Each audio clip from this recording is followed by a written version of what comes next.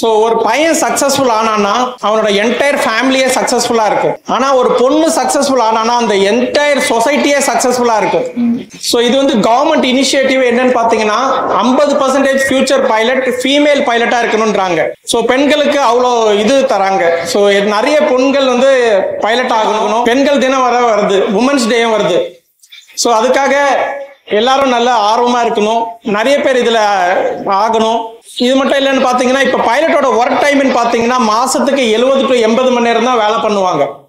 ஆனா மத்த ஜாப்ல இருக்கவங்க பாத்தீங்கன்னா வாரத்துக்கே 100 மணி நேரம் வேலை பண்றாங்க. அவங்களோட ஹெல்த்ல அஃபெக்ட் ஆயிடுச்சு. எங்க கிட்ட வர பேரண்ட்ஸ்ல என்ன சொல்றாங்கன்னா, நான் பட்ட கஷ்டம் என் பையன் படக்கூடாது.